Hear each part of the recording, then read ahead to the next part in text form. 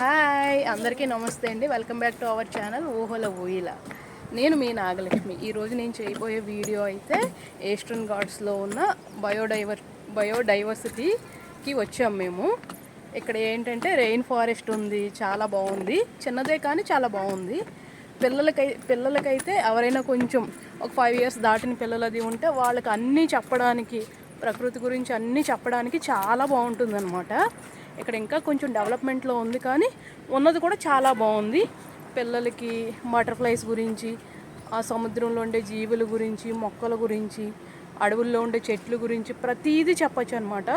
అంత ఇన్ఫర్మేషన్ ఉంది ఇక్కడ. అదంతా చెప్పుకుంటూ ఒక రోజు కూడా సరిపోదు అసలు. పిల్లల్ని తీసుకొస్తే మటుకు వాళ్ళకి చాలా ఇన్ఫర్మేషన్ తెలుస్తుంది.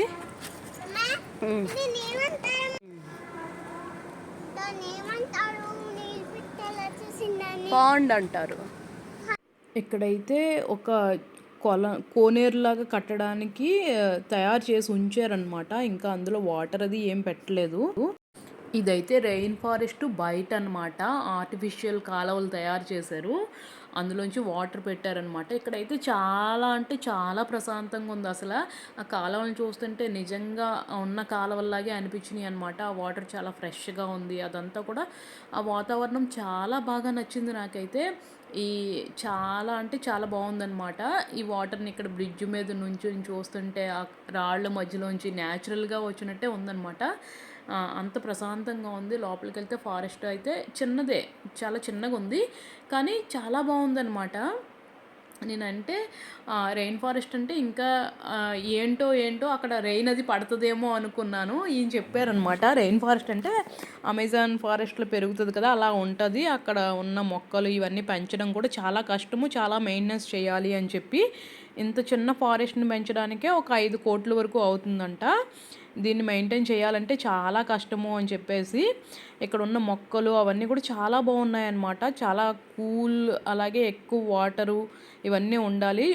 పెద్ద పెద్ద టర్బో ఫ్యాన్స్ లాంటివి అవి పెట్టారనమాట వీటిని మెయింటైన్ చేయడం కోసం అని చెప్పి. గార్డెన్ అయితే చాలా బాగుంది. చూస్తున్నారు కదా, ఈ పైన అంతా కూడా కూలింగ్ కోసం ఒక కూలింగ్గా ఉండే క్లాత్ పెట్టారనమాట. ఈ క్లాత్ పెట్టి చుట్టూ కూడా వాటర్ ఫ్లో అయ్యేలాగా పెట్టారనమాట. ఒక వాల్ లాగా ఉంది, వాల్కి ఇలా ఉన్నాయన్నమాట. బ్లాక్గా కర్టెన్స్ లాగా ఉన్నట్టు ఉన్నాయి, మీకు పక్కన కనిపిస్తుంది కదా. అక్కడంతా కూడా వాటర్ అందులో ఫ్లో అవుతుందన్నమాట. ఆ వాటరే ఇక్కడికి పైన స్ప్రింక్లర్స్లోంచి వచ్చేలాగా అరేంజ్ చేశారనమాట. ఈ అమెజాన్ ఫారెస్ట్లో ఉండేలాగా చేశారు. ఈ పక్కన బోర్డ్స్ లాగా కనిపిస్తున్నాయి కదా, అక్కడైతే సరదాగా ఫైండ్ మీ అని చెప్పి ఫ్లవర్సు అవి ఉన్నాయన్నమాట. ఆ ఫ్లవర్స్ ఎక్కడ ఉన్నాయో మనం వెతికి ఊరికే మనకి సరదాగా ఉండేలాగా అనమాట. ఇప్పుడు ఇక్కడ ఎల్లో కలర్ ఫ్లవర్స్ కనిపిస్తున్నాయి కదా, అలాంటివి. ఇంకా ఈ గార్డెన్లో ఉండే ఫ్లవర్స్ ఏవైతే ఉన్నాయో అవన్నీ ఫైండ్ మీ అని చెప్పి రాశారనమాట. ఆ ఫ్లవర్ వేసారు అక్కడ పిక్చరు. అది మనం చూసి అవి ఎక్కడున్నాయో మనమే సరదాగా ఎంటర్టైన్మెంట్ కోసం వెతకడం అనమాట. పిల్లలు అది ఉంటే సరదాగా వాళ్ళకి చెప్పి ఇలాంటి ఫ్లవర్ ఎక్కడుంది. నేను ఆరుని కూడా కొన్ని అడిగాను, ఒక 2 చూపించింది. ఇంకా తర్వాత అయితే దానికి కనిపించలేదు కానీ కొంచెం ఈజీగా ఫైండ్ చేయగలిగినవి అయితే చూపించింది అనమాట. ఇక ఇక్కడ ఫ్యాన్స్ కనిపిస్తున్నాయి కదా, ఆ ఫ్యాన్స్ పెట్టారనమాట. మొత్తం అయితే ఇదిగో చూసారు కదా, ఇక్కడ చాలా రకాల పువ్వులు ఉన్నాయి ఈ మొక్కల్లో అయితే అన్నీ ఇప్పుడు పుయ్యలేదు.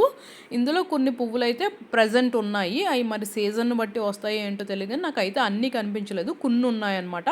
ఇంకా ఏమేమి మొక్కలు ఉన్నాయి, అవి ఏంటి అన్నీ వాటి గురించి డీటెయిల్డ్గా పెట్టారన్నమాట. ఇక్కడ ఒక షాప్ కూడా ఉంది. ఈ షాప్లో అయితే అన్నీ న్యాచురల్గా తయారు చేసినవి అనమాట. మట్టితో తయారు చేసిన కుండీలు, ఇంకా చిన్న చిన్న కుండలు లాంటివి, అలాగే వినాయకుడి బొమ్మలు, ఇంకా మాస్కుల టైపు, కొన్ని డిజైన్డ్ క్లాత్స్ ఇవన్నీ కూడా ఉన్నాయన్నమాట. ఇవన్నీ కూడా న్యాచురల్గా తయారు చేసినవి అనమాట. ఆ లోపల కనిపిస్తున్నారు కదా, వాళ్ళు అక్కడ కూర్చుని తయారు చేస్తున్నారు ఈ కుండీలు ఇవన్నీ. ఇక్కడ కుండీలు చేసి బయట ఆరబెట్టారనమాట. అలాగే ఇంకా మేమైతే ఇక్కడికి వచ్చాము, వాళ్ళు చెప్పారు లోపలికి వెళ్ళి చూడండి బాగుంటుంది అని చెప్పి. అయితే బయట ఒక పెద్ద జంతువులా కనిపించింది కదా, దాన్ని ఆలుగు అంటారనమాట. నేను ఆలుగుని ఫోటోల్లో అది చూశాను. ఆ ఆలుగు చెప్పలు ఉంటాయి కదా, దాని శరీరం మీద ఉండే చెప్పలు కూడా కొన్ని ఔషధ గుణాలు కలిగి ఉంటాయంట. వాటికి చాలా డిమాండ్ ఉంటుందన్నమాట. ఇక్కడ లోపలికి వస్తే కొన్ని రకాల జంతువులు వీటన్నిటి గురించి రాసుంది. ఈ జంతువులు ఇక్కడ కనిపించే జంతువులన్నీ ఏంటంటే, ఈ మొక్కలు, జంతువులన్నీ ఈస్టర్న్ ఘాట్స్‌లో ఏ జంతువులు పెరుగుతాయి, అవి వాటి లైఫ్ ఎంత, అలాగే ఇక్కడ ఏ మొక్కలు పెరుగుతాయి, వాటి గురించి అంతా ఈ వాల్స్ నిండా రాసుందనమాట. చాలా ఇన్ఫర్మేషన్ ఉంది. మనం తెలుసుకోవాలంటే మొత్తం ఇన్ఫర్మేషన్ మనకు దొరుకుద్ది.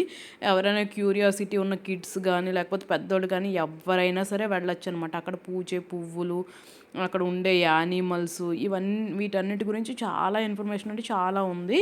అన్నీ తెలుసుకోవచ్చు. ఇక్కడ ఉండే అడవి పందుల గురించి, అలాగే ఇంకా ఇక్కడ కొన్ని బోర్డ్స్ కనిపిస్తున్నాయి. ఈ బోర్డ్స్‌ని ఎర్లీ రైజర్స్ అంటారంట. ఈ ఎర్లీ సన్ రైజర్సు పక్షులన్నీ మార్నింగ్ అరుస్తాయి కదా! ఇవి మార్నింగ్ ఎక్కువ బాగా యాక్టివ్‌గా ఉంటాయంట. ఎందుకంటే మగ పక్షులు ఆడపక్షులను ఆకర్షించడానికని చెప్పి ఇంకా ఎక్కువ యాక్టివ్‌గా ఉంటాయంట. వీటి అరుపులు చాలా ఎక్కువ దూరం వరకు కూడా వినిపిస్తాయంట. ఇంకా ఎండను ఇష్టపడే పక్షులు కూడా ఉంటాయంట. నాకు చాలా ఇన్ఫర్మేషన్ తెలిసింది. ఇక చూసారు కదా! ఇదో రకం తొండలు, గొల్లభామలు అంటాం కదా! అవి, సీతాకోక చిలుకలు, రకరకాలనమాట. ఈ ఈ తూర్పు కనుమల్లో ఉండే రకరకాల జంతువులు ఇదివరకైతే చాలా ఎక్కువ ఉండేవంట. ఇప్పుడైతే చాలా జాతులైతే అంతరించిపోయాయంట. ఒక జాతి అంతరించిపోతే మాత్రం ఏమైంది అని అనుకోవడానికైతే లేదు కదా! ఎందుకంటే ఈ ప్రపంచంలో ఒక జాతి మీద మరొక జాతి ఆధారపడి ఉంటుంది కాబట్టి, ఏ ఒక్క జాతి పూర్తిగా అంతరించిపోయినా కూడా జీవ వ్యవస్థ మొత్తం అంతరించిపోవడానికి ప్రమాదంలో పడినట్టే, అంతరించిపోవడానికి అవకాశం ఉంది. ఇందాక అలుగు గురించి చెప్పుకున్నాం కదా! ఈ అలుగు అంటే పిల్లల్ని తోక మీద మోస్తుందంట. ఇదైతే కలివికోడి. ఈ కలివికోడి చాలా అరుదైన పక్షి అంట. ఎప్పుడో మొట్టమొదటిసారి 1848లో ఒక బ్రిటిష్ శాస్త్రవేత్త కనిపెట్టారంట దీన్ని. ఆ తర్వాత మళ్ళీ 85 సంవత్సరాలు ఇది ఎక్కడా కనిపించలేదంట. మళ్ళీ 1986లో కనిపించిందంట. అప్పటి నుంచి మళ్ళీ కనబడలేదంట. మళ్ళీ అది లాస్ట్‌గా కనిపించింది అయితే 2008లో కనిపించిందంట. అందుకే దీన్ని అరుదైన పక్షి అని అంటారంట. ఇది ఓన్లీ ఆంధ్రప్రదేశ్‌లో ఈస్టర్న్ ఘాట్స్‌లో మాత్రమే కనిపిస్తదంట. ప్రపంచంలో ఇంకెక్కడా కనిపించదంట అసలు. పగలంతా పొదల్లో దాక్కుని రాత్రులు మాత్రం చాలా యాక్టివ్‌గా ఉంటదంట. ఈ బర్డు నశించిపోయి, అంతరించిపోయే దశలో ఉందని చెప్పి జాగ్రత్తలు తీసుకుంటున్నారనమాట. ఎక్కడైనా కనిపిస్తదేమో అని చెప్పి. కానీ చివరగా అయితే చెప్పాను కదా! 2008లో కనిపించిందంట. మళ్ళీ అప్పటి నుంచి ఎంత వెతికినా కూడా కనిపించలేదంట. వీటిల్ని ఎలాగా అభివృద్ధి చేయాలి అని చెప్పి, ఎలా వృద్ధి చేయాలి ఈ కలివికోళ్ళని అని చెప్పి చూస్తున్నారంట. ఈ గోడ మీద రెక్కలు విప్పిన పక్షులను చూసారు కదా! వీటి పేర్లు రాసారు. అలాగే ఇవి రెక్కలు ఇప్పినప్పుడు ఒక్కొక్క రెక్క ఎన్ని అడుగులు పొడుగుంటది అని కూడా రాశారంట. చూసారా, సముద్రపు గ్రద్దంట. దాని రెక్కలు విప్పితే 7 అడుగులు ఉంటదంట. వామ్మో! ఇంత పెద్ద పెద్దవి కూడా ఉంటాయా అని అనిపించిందనమాట. చాలా బాగా రాశారు అసలుని. రెక్కల పొడవు అంటే కూడా ఏంటి అని రాశారనమాట. పిల్లలకైతే చాలా అంటే చాలా ఇంట్రెస్టింగ్‌గా ఉంటుంది. ఇప్పుడు అంతరించిపోతున్న దశలో ఉన్నవి ఏంటంటే రాబందులు. ఇదివరకైతే రాబందులు నా చిన్నప్పుడు కూడా నేను చూశాను అక్కడక్కడ. ఇప్పుడైతే ఎక్కడా కనిపించట్లేదు. ఈ రాబందులు కూడా అంతరించిపోయే దశలో ఉన్నాయంట. రాబందులు జీవ వ్యవస్థకి చాలా అంటే చాలా ముఖ్యము. అయితే ఎక్కడా కనిపించట్లేదు అసలు. ఈ లోపలికెళ్ళి ఈ లోపల కూడా ఏమున్నాయో ఒక్కసారి చూద్దాము. నాకైతే చాలా ఇంట్రెస్టింగ్‌గా ఉందనమాట. వింగ్స్ ఆఫ్ వండర్ అంట. ఇదిగో ఇక్కడ మన ఆంధ్రప్రదేశ్ చిహ్నాలు, రాష్ట్ర చిహ్నాలు ఏంటి అని చెప్పి రాశారనమాట. పిల్లలకైతే చాలా ఉపయోగపడతాయి. ఇందులో కొన్ని కొన్ని మనకు కూడా తెలియవు, మనం కూడా నేర్చుకోవచ్చు, అలాగే పిల్లలకి నేర్పించవచ్చు. ఎవరైనా పిల్లలు ఉంటే మాత్రం ఖచ్చితంగా వెళ్ళొచ్చు. ఇంకా పూర్తిగా డెవలప్ అవ్వకపోయినా పర్లేదు, చాలా ఇన్ఫర్మేషన్ అయితే దొరుకుతుందనమాట. ఇక్కడ బటర్ఫ్లైస్ గురించి ఎన్ని రకాల బటర్ఫ్లైస్, ఆ బటర్ఫ్లైస్ ఏంటి అని చెప్పి రాశారనమాట. ఈ సీతాకోక చిలుకల గురించి ఇంకొక ఇంట్రెస్టింగ్ న్యూస్ చదివాను అనమాట. ఏంటంటే కొన్ని అంటే గుంపులు పేడ దగ్గర కనిపిస్తాయంట. అవి మగ సీతాకోక చిలుకలు అంట. ఇవంట బురద నుంచి, పేడ నుంచి మినరల్స్ తీసుకుంటాయంట. ఆ మినరల్స్ని ఇవి ఆడ సీతాకోక చిలుకలకి గిఫ్ట్గా ఇస్తాయంట. చాలా ఇంట్రెస్టింగ్గా ఉంది కదా! ఇవి వాటికి మళ్ళీ ఎగ్స్ పెట్టేటప్పుడు అది ఆ మినరల్స్ ఆడ సీతాకోక చిలుకలకి చాలా ఉపయోగపడతాయంట. అందుకని చెప్పి ఆడ సీతాకోక చిలుకలకి గిఫ్ట్గా ఇస్తాయంట. ఎన్నో ఇంట్రెస్టింగ్ విషయాలు తెలుసుకున్నాను అనమాట నేనైతే. ఇదిగో ఇక్కడ వీటినంట బ్యాచులర్ పార్టీ అంటారంట. బటర్ఫ్లైస్ బ్యాచులర్ పార్టీ అంటే ఇది చాలా ఇంట్రెస్టింగ్గా ఉంది. ఈ తూర్పు కనుమల్లో కనిపించే ప్రతి సీతాకోక చిలుక గురించి ఇక్కడైతే ఇన్ఫర్మేషన్ ఉందన్నమాట. అవి ఎలా ఉంటాయి, అవి ఏం చేస్తాయి, వాటిని ఏ పేరుతో పిలుస్తారు, ఇవన్నీ రకరకాల ఉన్నాయన్నమాట. ఇంకా అలాగే అదృశ్యమైన జంతువులు ఇంకా ఇక్కడ చాలా రకాల అదృశ్యం అయిపోయినాయి అంటే కనిపించట్లేదంట, అంతరించిపోతున్నాయి అన్నమాట. వాటి గురించి కూడా చాలా ఇన్ఫర్మేషన్ ఉంది. వాటికి ఎలాంటి వాటి వల్ల ఇవి అంతరించిపోతున్నాయి అని చెప్పి కూడా రాశారనమాట ఇక్కడ. చాలా ఇన్ఫర్మేషను అయితే ఉంది. మనం వాటిని చదువుకుంటే గనక మనము ఏదైనా రీసెర్చ్ అది చేయాలనుకున్నా కూడా రీసెర్చ్ అది చేయాలన్నా కూడా చేసేయచ్చు అనమాట. పర్యావరణాన్ని కాపాడుకోవాల్సిన బాధ్యత అయితే మన మీదే ఉంది. మనం పంటలకి వాడే పురుగు మందులు, ఇంకా అలాగే ఫ్యాక్టరీల నుంచి వచ్చే వ్యర్థాలు, ఇంకా ఇలా చాలా రకాలైన కారణాల వల్ల ఇవి అంతరించిపోతున్నాయి. ఇంకా ఇక్కడైతే కొన్ని రకాల చెట్లు గురించి అది రాశారనమాట. మీరు వినే ఉంటారు కదా మడ అడవులు అని చెప్పేసి. ఈ మడ అడవుల గురించి కూడా రాశారు. మనకి అయితే కాకినాడలో కోరంగి, ఇంకా కేరళలో ఉంటాయి. ఇవైతే చాలా అంటే సముద్రము ముందుకు వచ్చేయకుండా, ఎక్కువ ముందుకు వచ్చేయకుండా చాలా ఉపయోగపడతాయంట. అక్కడ ఉండే మట్టిలో ఆక్సిజన్ చాలా తక్కువ ఉంటుందంట. అయినా సరే అవి తక్కువ ఆక్సిజన్నే తీసుకుని ఆ వేర్లను విస్తరింపజేసి మట్టిని గట్టిపరుస్తాయంట. అంత స్ట్రాంగ్గా ఉంటాయంట. ఇంకా ఇవన్నీ అయితే ఈ ఈస్టర్న్ ఘాట్స్లో అంటే తూర్పు కనుమల్లో ఏమేమి నదులు ఉంటాయి, అక్కడ ఏ ఏ జంతువులు ఉంటాయి, ఏ ఏ పక్షులు ఉంటాయి, ఇవన్నీ ఇన్ఫర్మేషన్ ఉంది. ఇంకా ఇక్కడ నుంచి ఇలా ఈ రూమ్ లోపలికి వెళ్తే చీకటిగా ఉందనమాట. అంటే ఏంటంటే ఇక్కడ గుహలు అనమాట. గుహలు చీకటిగా ఉంటాయి కదా. ఇక్కడ ఒక చిన్న ఆర్టిఫిషియల్ గుహ అయితే తయారు చేశారు. మీకు కనిపిస్తుందో లేదో నేను ఫోన్ లైట్ వేసి చూపిస్తున్నాను. ఈ లోపలికి వెళ్తే ఉందనమాట. ఆ గుహల గురించి కూడా అక్కడ ఎలాంటివి మనకి గుహలు నాకు తెలిసి అయితే గుహల్లో ఉండేవి గబ్బిలాలు అని తెలుసు. ఇంకా చాలా రకాల జంతువులు కూడా ఉంటాయంట. ఈ గుహల్లో ఉండే జంతువులకి ఫుడ్ చాలా లిమిటెడ్గా ఉంటుందంట. అందుకని చెప్పి వాటిని కళ్ళతో కాకుండా వేరే రకాల శరీర అవయవాలు ఉపయోగించుకుని, అంటే మనం కళ్ళుతో చూస్తాం కదా ఏదైనా, వీటిని వినికిడి శక్తి ద్వారా కానీ లేకపోతే వైబ్రేషన్స్ ద్వారా కానీ తెలుసుకుంటాయంట ఫుడ్ లిమిటెడ్గా ఉండడం వల్ల. ఇక్కడ కూడా గుహల గురించి కూడా చాలా ఇన్ఫర్మేషన్ ఉంది. ఆంధ్రప్రదేశ్లో ఉండే బొర్రా కేవ్స్ అయితే 15 కోట్ల సంవత్సరాల నాటివంట. అలాగే నంద్యాల జిల్లాలో బెలూం గుహలు అయితే ఇండియాలోనే 2వ అతిపెద్ద గుహలంట. ఈ ఆర్టిఫిషియల్ గుహను తయారు చేసి ఇక్కడ గబ్బిలాలను కూడా వేలాడదీశారనమాట ఆర్టిఫిషియల్గా. చాలా ఇంట్రెస్టింగ్గా ఉంది. ఆరుకి అయితే క్యూరియాసిటీ ఎక్కువ కదా, ఇదేంటి అదేంటి ఇంకా అన్నీ చెప్పమని కూర్చుందనమాట. నేనెక్కడ చెప్తాను అన్నీను, ఎంత చెప్తే మాత్రం అన్నీ చెప్పేయలేం కదా. కొన్ని సింపుల్గా నాకు బాగా తెలిసినవి చెప్పానమాట. ఈ గుహల గురించి, వీటి గురించి, బటర్ఫ్లైస్ గురించి, అలాగే ఆంధ్రప్రదేశ్ రాష్ట్ర చిహ్నాలు ఉన్నాయి కదా అవి, అలా నాకు ఈజీగా తెలిసినవి నేను ఈజీగా చెప్పగలిగినవి చెప్పాను. మిగిలినవి ఏం చెప్పలేదన్నమాట. ఊరికే చూపించి తీసుకొస్తాను. కానీ అదైతే ప్రశ్నల మీద ప్రశ్నలు వేస్తూనే ఉందన్నమాట.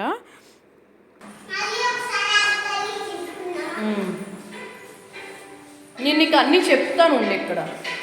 చూసారు కదా, నేను ఒకసారి చెప్పాను, మళ్ళీ ఇక్కడ ఒకసారి మళ్ళీ చెప్పాలంట, మళ్ళీ రిపీట్ చేయాలంట. ఇలాగే ప్రతిదీ చెప్పిందే మళ్ళీ, అంటే పిల్లలకి ఒకసారి చెప్తే సరిపోదు కదా, వాళ్ళకి అది బాగా అర్థమయ్యి వాళ్ళు అవగాహన చేసుకునే వరకు మళ్ళీ మళ్ళీ మళ్ళీ మళ్ళీ అడుగుతూనే ఉంటారు కదా. ఇక్కడ అదే ప్రాసెస్ నడుస్తుందన్నమాట. ఇంక ఇక్కడ ముఖ్యంగా చెప్పుకోవాల్సింది ఏంటంటే అత్తి చెట్టు అంట. ఈ అత్తి చెట్టు సంవత్సరం అంతా కాస్తూనే ఉంటుందంట పళ్ళు. దీన్ని అందుకే కల్పవృక్షం, అడవిలో కల్పవృక్షం అని పిలుస్తారంట. సంవత్సరానికి దాని జీవితకాలంలో అది 10 లక్షల కాయలకు పైగానే ఇస్తుందంట. 1200 రకాల పక్షులు, జంతువులు దీని మీద ఆధారపడి బ్రతుకుతాయంట. అందుకే దీన్ని కల్పవృక్షము అని పిలుస్తారన్నమాట. ఏడాది పొడుగున కాయలు కాస్తూనే ఉంటుందంట. ఈ చెట్టు త్వరలో కూడా చాలా రకాల జంతువులు, పక్షులు కూడా నివాసం ఉంటాయంట. నేను ఫస్ట్ చూపించాను కదా ఒక చెరువు లాంటిది కడుతున్నారు అని చెప్పి, అది ఇక్కడి నుంచి కనిపిస్తుంది ఈ విండోలోంచి. చూసారు కదా. ఇంకా ఇక్కడ చాలా రకాల చెట్లు, మొక్కలు ఇవన్నీ ఉన్నాయి. ఇంకా ఇప్పుడిప్పుడే డెవలప్ అవుతూ ఉందన్నమాట. నాకైతే చాలా బాగా నచ్చింది. నేను ఈ విషయం ఆల్రెడీ చాలాసార్లు చెప్పాను. ఇంకా అత్తి చెట్టు అని చెప్పాను కదా, ఈ అత్తి చెట్లు త్వరల్లోనంట పునుగు పిల్లులు కూడా ఉంటాయంట. మనం పునుగు పిల్లులు ఎప్పుడు వింటామంటే పునుగు తైలం గురించి వింటాం కదా. మనము తిరుపతిలో వెంకటేశ్వర స్వామికి నలుగ్గా పెడతారు పునుగు తైలం అని చెప్పి, అది ఈ పునుగు పిల్లుల నుంచి తీసేదే అన్నమాట. నేను స్టార్టింగ్లో పైకి ఎక్కాను కదా, ఇది దాని కింద అనమాట. ఇలాగ తాటి వాసాలు పెట్టి దాని చుట్టూ ఇలాగ గట్టులాగా కట్టారు. ఇంకా అలాగే బ్యాంబూ మొక్కలు కూడా, వెదురు మొక్కలు కూడా చాలా పెంచుతున్నారనమాట. పువ్వులు కూడా చాలా బాగున్నాయి. రకరకాల మొక్కలన్నీ వేశారు. అలాగే ఆ మొక్కలు ఏంటి ఇవన్నీ కూడా ఇన్ఫర్మేషన్ ఉంది. ఈ మెష్ లాగా కనిపిస్తుంది కదా! ఇదేంటంటే రెయిన్ ఫారెస్ట్‌లో చెప్పాను కదా! వాటరు వీ దీని వెనక నుంచి ఫ్లో అవుతుందనమాట. ఆ గార్డెన్ మొత్తానికి అదనమాట. ఇంకా ఇక్కడ రకరకాల గార్డెన్స్ అయితే తయారు చేస్తున్నారు.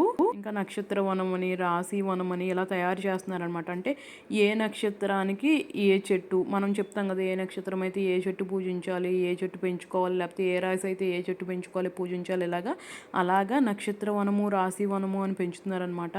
ఇక భరణి నక్షత్రానికి ఈ చెట్టు, లేకపోతే మిథున రాశికి ఈ చెట్టు, ఇలాగా రాశిని బట్టి నక్షత్రాన్ని బట్టి అన్నిటికి పెంచుతున్నారనమాట. అలాగ మొక్కలు చిన్న చిన్న మొక్కలు ఉన్నాయి. అవైతే గార్డెన్ ఇంకా రెడీ అవ్వలేదు పూర్తిగాని. చూసారు కదా! ఇప్పుడైతే ఇది చూడడానికైతే చాలా బాగుంది. ఈ చెట్లు అవి పెరిగితే ఇంకా గార్డెన్ చాలా బాగుంటుందన్నమాట. మొత్తం ఇన్ఫర్మేషన్ ఇక్కడే ఉంది. కానీ వీడియో నచ్చితే లైక్ చేయండి.